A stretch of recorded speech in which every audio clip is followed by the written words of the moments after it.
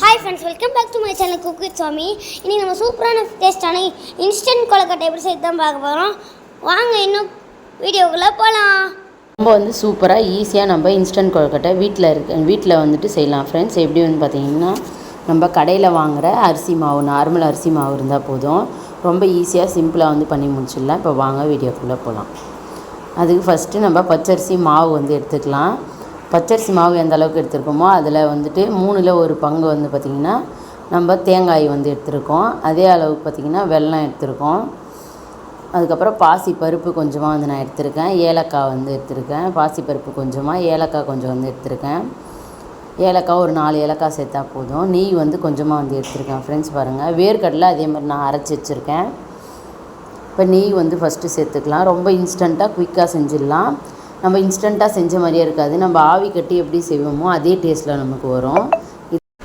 நல்லா நெய் காஞ்சிட்டோம் ஃப்ரெண்ட்ஸ். காஞ்சதுக்கப்புறம் நம்ம பாசிப்பருப்பு சேர்த்துக்கலாம். பாருங்கள், நெய் காஞ்சிச்சு. இப்போ பாசிப்பருப்பு சேர்த்துக்கிறேன். பாசிப்பருப்பு சேர்த்து அது நல்லா செவந்து வரணும். செவந்து வர அளவுக்கு நல்லா வறுத்து எடுத்துக்கணும். அது எந்த அளவுக்கு நம்ம வறுக்கிறோமோ அந்த அளவுக்கு தான் நமக்கு டேஸ்ட் சூப்பராக இருக்கும் கொழுக்கட்டையில். இப்போ தண்ணி சேர்த்துக்கலாம். நம்ம தண்ணி எந்த அளவுக்கு சேர்க்குறோமோ அந்த அளவுக்கு ரொம்ப சாஃப்டாக நமக்கு கிடைக்கும். நம்ம மாவு எந்த அளவுக்கு இருக்கிறோமோ அதுக்கேற்ற மாதிரி எடுத்துக்கோங்க. இப்போ தண்ணி சேர்த்தாச்சு. இப்போ நம்ம வெல்லத்தையும் இதிலே சேர்த்து கரைச்சி எடுத்துக்கலாம்.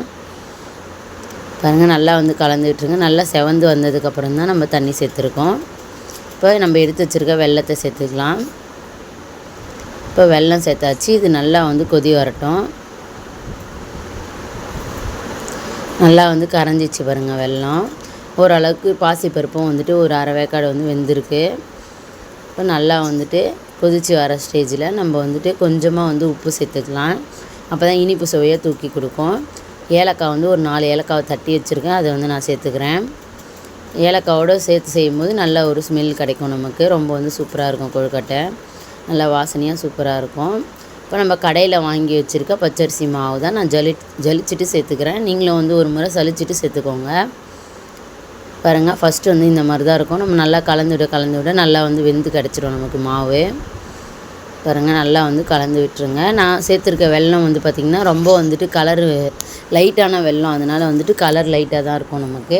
நீங்கள் டார்க்கான வெல்லம் சேர்த்திங்கன்னா அதுக்கேற்ற மாதிரி டார்க்காக இருக்கும் நமக்கு கொழுக்கட்டை. இப்போ கலந்து ஒரு 2 நிமிஷத்துலேயே நமக்கு நல்லா மாவு வெந்து கிடச்சிடும். நம்ம கொஞ்சமாக வேர்க்கடலையும் கொஞ்சமாக தேங்காவை இந்த மாதிரி பல்லாக கட் பண்ணி வச்சுருக்கேன். அதுவும் சேர்த்துக்கலாம். சேர்த்துட்டு இது எல்லாத்தையும் நல்லா கலந்து விட்டுருங்க. இப்போ பார்த்திங்கனாலே தெரியும் நல்லா மாவு வெந்து வந்துடுச்சு நமக்கு.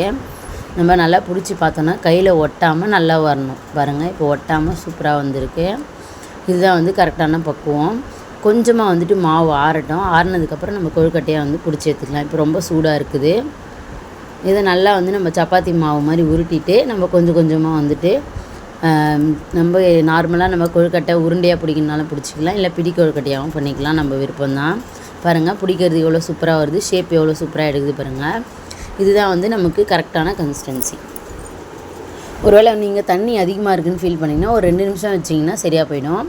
அப்படியும் இல்லை ரொம்ப தண்ணியாக இருக்க மாதிரி ஃபீல் பண்ணிங்கன்னா வேர்க்கடலையை அரைச்சிட்டு சேர்த்துக்கோங்க. அதுவுமே டேஸ்ட் சூப்பராக இருக்கும். நான் வேர்க்கடலையும் சேர்த்துருக்கேன், தேங்காயும் சேர்த்துருக்கேன், பாசிப்பருப்பும் சேர்த்துருக்கேன். அதனால் நம்ம நார்மலாக மாவு வேக வச்சுட்டு அதுக்கப்புறம் நம்ம கொழுக்கட்டை செய்வோம் இல்லைங்களா, அதே டேஸ்ட்டில் நமக்கு கிடைக்கும். இப்போ இட்லி பானையில் நம்ம தண்ணி வச்சுக்கலாம். தண்ணி நல்லா கொதித்து வந்ததுக்கப்புறம் நம்ம கொழுக்கட்டையை எடுத்து வச்சுக்கலாம். இப்போ பார்த்திங்கன்னா எல்லா மாவுலேயும் நான் கொழுக்கட்டை இந்த மாதிரி ரெடி பண்ணி வச்சுட்டேன்.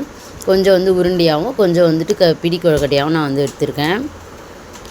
இப்போது ஒரு இட்லி பிளேட் எடுத்துக்கலாம். எடுத்துகிட்டு அதில் நல்லெண்ணெய் நல்லா அப்ளை பண்ணிக்கோங்க. உங்களுக்கு மாவு கையில் ஒட்டுற மாதிரி ஃபீல் பண்ணிங்கன்னா கொஞ்சமாக நல்லெண்ணெய் கையில் தடவிட்டு அதுக்கப்புறம் கூட நீங்கள் கொழுக்கட்டையாக பிடிச்சிக்கலாம். நம்ம ரொம்ப நேரத்துக்கு அப்புறம் பார்த்திங்கன்னா மாவு கையில் ஒட்டுற மாதிரி இருக்கும். அந்த ஸ்டேஜில் லைட்டாக நம்ம கையில் எண்ணெயை அப்ளை பண்ணிட்டு அதுக்கப்புறம் நம்ம கொழுக்கட்டை செய்யும்போது ரொம்ப சாஃப்டாகவும் நமக்கு கிடைக்கும். பாருங்கள், எல்லா இடத்துலையும் நல்லா பிளேட் ஃபுல்லாக நான் நல்லெண்ணெய் ஸ்ப்ரெட் பண்ணி விட்டுட்டேன். இப்போ நம்ம எடுத்து வச்சுருக்க கொழுக்கட்டை எல்லாத்தையும் அதில் சேர்த்துக்கலாம். இன்னமும் கொஞ்சம் மாவு இருக்குது பாருங்கள்.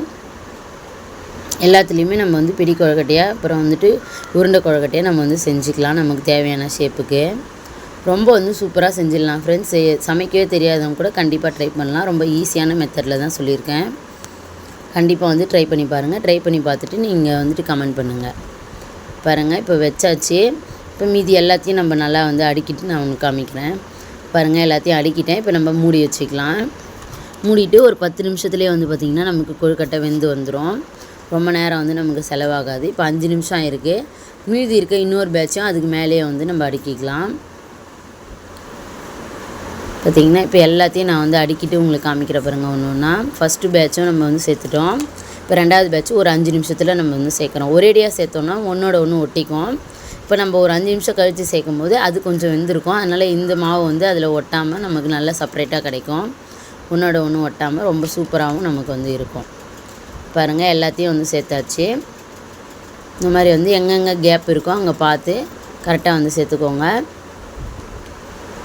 அந்த ஹோல்ஸ் வர இடத்த மட்டும் விட்டுட்டு மிச்ச இடத்துலலாம் நம்ம ஃபில் பண்ணிக்கணும்.